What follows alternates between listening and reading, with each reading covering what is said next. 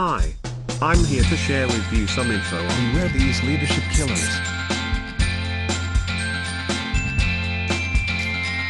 Most of the time when teaching leadership we teach from the perspective of what an effective leader should do, but what about from the perspective of what you should not do?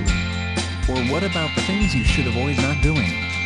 Hopefully not everything I am about to say is new to you as a leader. At the same time I hope to help you look at things from a new perspective that will add to your understanding. Let's share some thoughts. Assumption. A small amount of assumption at the right times is not necessarily a bad thing, however too many people assume too much too often. When this happens too often a high degree of inaccurate information gets introduced into your decision-making. The success of your decision-making is highly dependent on the quality of information feeding into it. Not fostering rapport with your team. There is a lot of truth to the idea that you are there to be your team's leader, not their friend. On the other hand, it doesn't hurt to have a good relationship with your team and every member of it. Think about taking lunch as a group now and then. Think of other ways you can get to know them as people, and not just tools to get the job done. No active listening. Do you truly listen, or are you just going through the motions? Study things like reflective listening and body language. These techniques make your listening more effective. You will likely find out that those you lead are already telling you more than you think.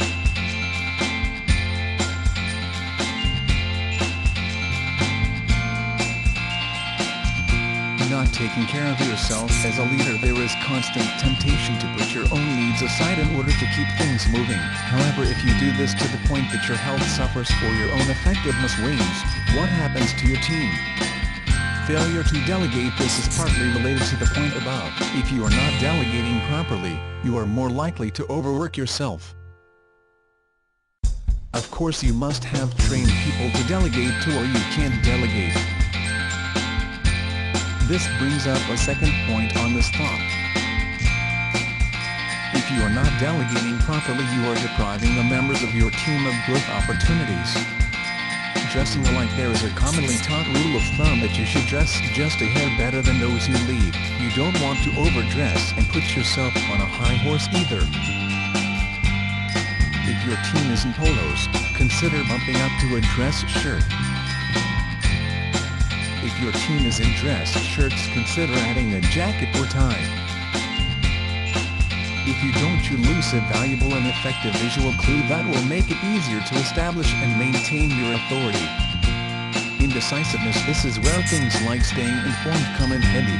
Leadership is all about making decisions. Often those decisions have to be made quickly and with little notice.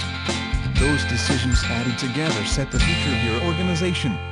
Everybody makes mistakes, and you are right in trying to avoid them.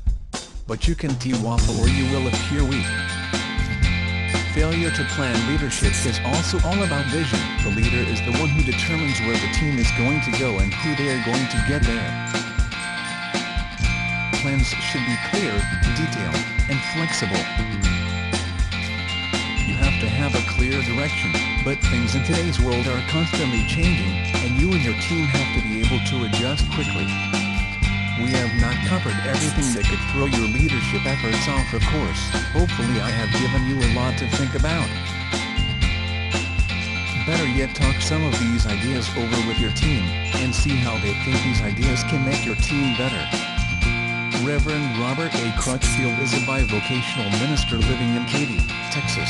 He has received the Competent Leader designation from Toastmasters International. He has led people one-on-one and in groups in the hundreds.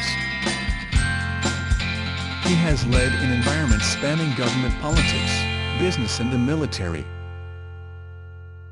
He is the founder and editor of faithinspires.org, an internationally known Christian news and information blog.